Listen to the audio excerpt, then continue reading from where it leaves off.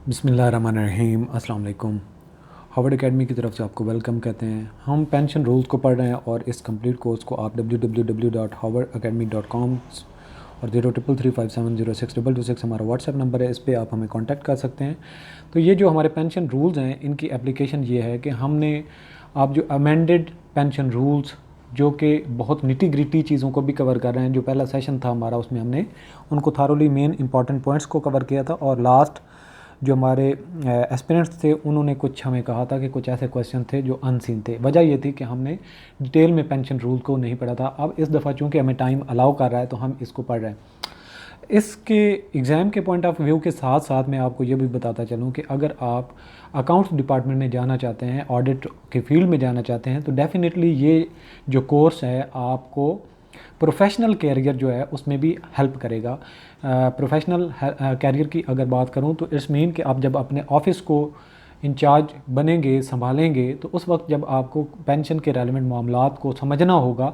तो उस वक्त अगर आपने ये कोर्स थारोली पढ़ा हुआ है, पेपर में आप इसमें से क्वेश्चन कुछ गलत भी कर लेते हैं, कोई इशू नहीं, लेकिन जब आप प्रैक्टिकल इसको अप्लाई करने लगेंगे तो ये कोर्स आपको बहुत हेल्प करेगा। इसलिए आप इसको ध्यान से, मुश्किल ज़रूर है ये कोर्स,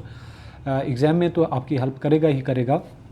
लेकिन साथ में ये आपके प्रैक्टिकली भी आप जब अपने ऑफिस को ज्वाइन करेंगे तब भी आपकी ये हेल्प करेगा। तो डेफिनेटली जो सीनियर ऑडिटर के ऐसे एस्पिरेंट्स जो टेस्ट क्वालिफाई वगैरह कर चुके हैं और ज्वाइनिंग के प्रोसेस में, तो उनको तो ये लाजमी तौर पे टेकअप करना चाहिए। तो चलते हैं, आज का हमारा जो सेक्शन 4 है, थर्ड कंडीशन, हम एम्प्लॉयज़ की बात कर रहे थे कि पेंशन के लिए एलिजिबिलिटी। सबसे पहले हमने कंडीशन जो बात की थी वो थी कि गवर्नमेंट का सर्वेंट होना। फिर फर्दर हमने उसमें से कहा था कि रेवेन्यू में से जो पे कर रहा है या ले रहा है अपनी सैलरी, उसकी एक्सेप्शन थी, उसमें एडिशन की गई थी। गवर्नमेंट को ये राइट दिया गया था, गवर्नमेंट के पास ये पावर है कि फर्दर किसी और को भी उसमें इंक्लूड कर सकता है, अदरवाइज गवर्नमेंट का एम्प्लॉय होना ज़रूरी है। सेकंड नंबर पे था ये कि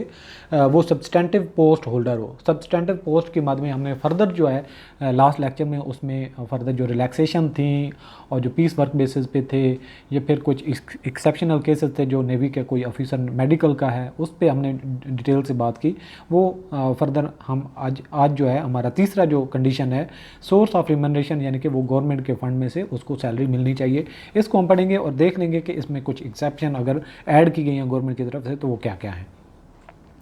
तो इसके है कि सोर्सेज ऑफ रिमनरेशन के, अगर एक पेंशन के लिए कोई क्लेम करता है तो ये ज़रूरी है कि जो उसकी सर्विस जिस पे वो पेंशन क्लेम कर रहा है वो गवर्नमेंट से पेड हो, गवर्नमेंट उसको पे करती रही हो उसकी सर्विसेज के लिए। तो आर्टिकल नंबर 385 हमें बताता है, service which satisfies the condition prescribed in section 2 and section 3।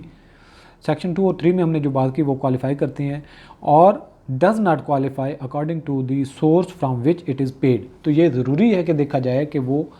जो सर्विस उसने ऑफ़र की, रेंडर की, वो पे कहाँ से किया गया। With reference to this article service is classified as follows. Number A, paid from the general revenues. अगर वो जनरल रेवेन्यूज़ से पे किया गया है तो गवर्नमेंट ने उसका ऑर्डर किया है कि वो पेंशन के लिए एलिजिबल है, तो ठीक है। फर्दर क्या है, पेड फ्राम लोकल फंड्स। अगर लोकल फंड से उसको पे किया गया तो ठीक है, गवर्नमेंट ने अगर उसको अलाउ किया। सी है, paid from funds in respect to which the government hold the position of trustee. ऐसे फंड में से उसको पे किया गया है जिसकी ट्रस्टी ऑलरेडी जो है फेडरल गवर्नमेंट है। डी है, paid by fees levied by law or under the authority of the government or by commission. या उसकी सैलरी जो है उसको फीस से या फिर लॉ के हिसाब से उसकी कोई ड्यूटीज़ जो लिवाई थी किसी से और उस फंड में से उसको सैलरी पे की गई है, या फिर under the authority of the government, या फिर ऐसे जो फीस है या जो लॉ है वो गवर्नमेंट उसको ओवरसी कर रही है, या फिर उसको कमीशन जो है वो जो है कमीशन से पे किया गया है और वो भी गवर्नमेंट के अंडर ही आता है। फर्दर है E, paid by the grant in accordance with the law or custom. यानी कि एक ऐसी गवर्नमेंट ने ग्रांट दी किसी इदारे को जिसमें से उसको पे किया जा रहा है, of the tenure in land or of any source of income or right to collect money. या फिर ये जो ग्रांट का है या टेन्योर इन लैंड है वो उसमें से अदर कोई सोर्स भी हो सकता है इनकम का, जिसमें से गवर्नमेंट ने अथराइज़ किया है कि फ़ंड आप कलेक्ट कर सकते हैं और उन फंड में से उसको सैलरी पे की गई। जनरल रेवेन्यू से क्या मुराद है, आर्टिकल 386 हमें बताता है, service paid from the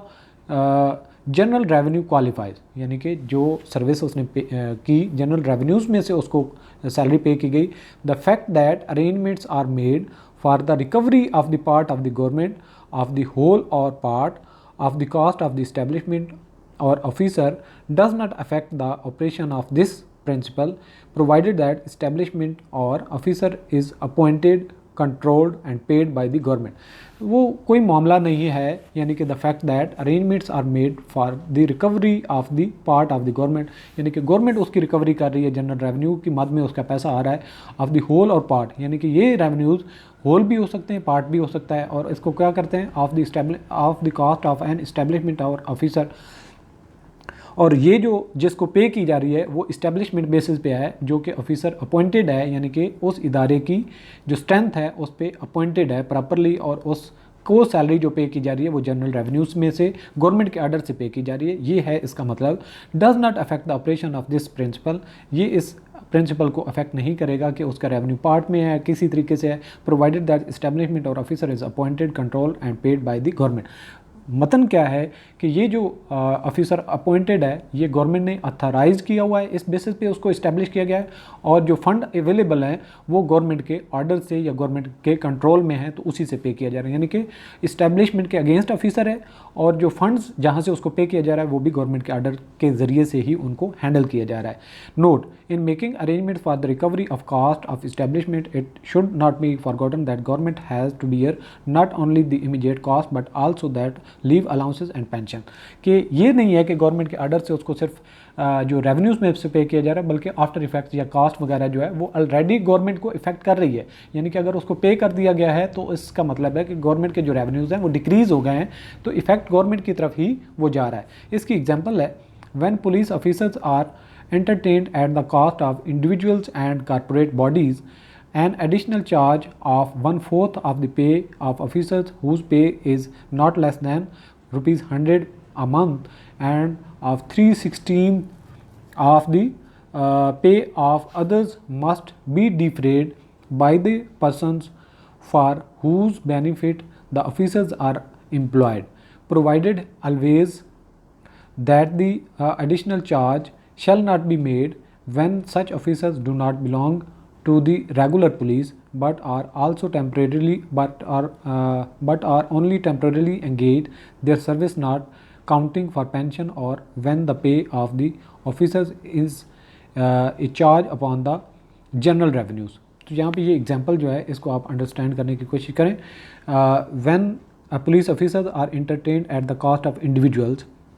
end corporate bodies, यानी कि जो इंडिविजुअली उनको पे किया जा रहा है या कॉर्पोरेट बॉडीज़ की बेसिस पे उनको पे किया जा रहा है, and additional charge of 1/4 of the pay of the officer, जो ऑफिसर की पे है 1/4 उसको चार्ज किया जा रहा है उस इदारे की जहाँ पे उसकी सर्विसेज हैं, हुज पे इज़ नॉट लेस दैन ₹100, यानी कि जिसकी सर्विस 100 रुपये से ज़्यादा है per month, end of 3/16 of the pay of others must be defrayed by the persons for whose benefit the officers are employed, यानी कि उसको चार्ज किया जाएगा जिसके लिए एक पुलिस ऑफिसर को अपॉइंट किया गया है या उसकी ड्यूटी लगाई गई, provided always that the additional charge शैल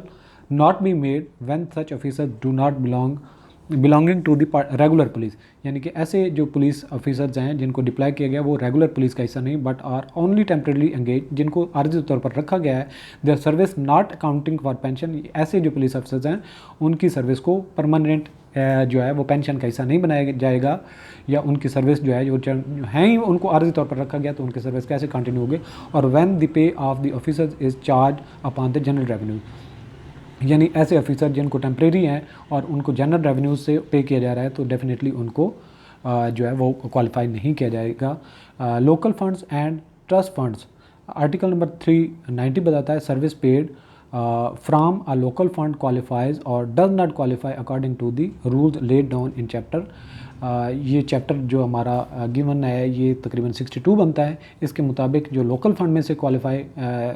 जब उसको पे किया जाएगा तो ये हम उसकी चैप्टर में जाकर डिटेल में देखेंगे कि उसकी सर्विस क्वालिफाई करती है या नहीं, जो लोकल फंड से किसी की सर्विसेज को ऑफर यानी सैलरी पे की जा रही है। आर्टिकल नंबर 391 है service paid from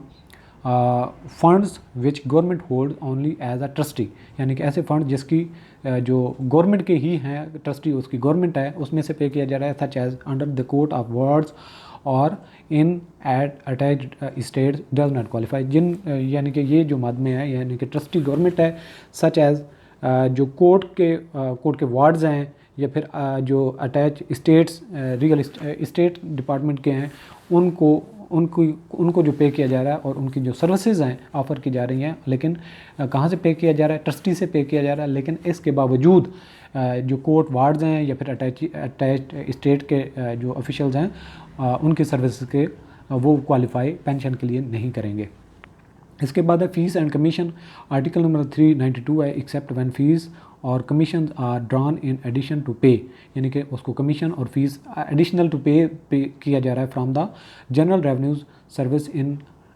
an office paid only by fees whether levied by law or under the authority of government or by commission does not qualify। तो ऐसे लोग जिनकी सैलरी के साथ उनको कमीशन या उनको फ़ी एडिशनल पे की जा रही है, वो भले गवर्नमेंट के अथॉरिटी से है या नहीं है, तो इस तरह की जो सर्विस होगी वो पेंशन के लिए क्वालिफाई नहीं करेगी। इसकी प्रोविज़न है service as official assignee does not qualify, यानी कि उसको स्पेशल कोई असाइनमेंट दी गई है तो वो ये भी क्वालिफाई नहीं करेगी पेंशन के लिए। इसके बाद है टेन्योर्स इन लैंड, जो ज़मीन पर यानी कि ये नेवल से हट के जो हो, यानी कि आर्मी या फिर इस तरह के कंटोनमेंट एरियाज़ में जो काम सर्विसेज उनसे ली जा रही हैं, service paid by the grant in accordance with the law or custom of the tenure in land or of any other source of income or right to collect money does not qualify. तो इस तरह की जो through land जो custom duties हैं या जो sources of income government के हैं, उनमें से पे किया जा रहा है, तो वो भी उनको एलिजिबल नहीं करता कि इनमें से इनकी अगर सैलरी उनको पे की गई है तो इसका मतलब ये नहीं है कि वो क्वालिफाई करते हैं। यानी कि इस तरह की सर्विसेज अगर टेम्प्रेरी किसी से ली गई हैं तो वो भी पेंशन के लिए क्वालिफाई नहीं करती। इसके बाद है distinction between superior and class 4 service, यानी कि एक क्लास 4 के जो होते हैं, यानी कि क्लीनिंग वगैरह करने के लिए ये जो स्टाफ होता है, अनपढ़ लोगों को नौकरी दी जाती है जो रफ़ वर्क करते हैं ऑफिसेज में, और जो एक्सपीरियर जॉब होल्डर हैं उनमें क्या फ़र्क है, ये भी हम पढ़ेंगे। Rules for reckoned service section 1 जो है स्पेशल एडिशन है, ये सारे कैंसिल हो चुके हैं। बाकी डिटेल में जो है स्पेशल अपॉइंटमेंट, इनमें दोनों में जो डिफरेंस है, अगले सेक्शन की जो डिटेल है उसको अगले लेक्चर में हम कवर करेंगे। तो ऑल द बेस्ट, अल्लाह हाफ़िज़।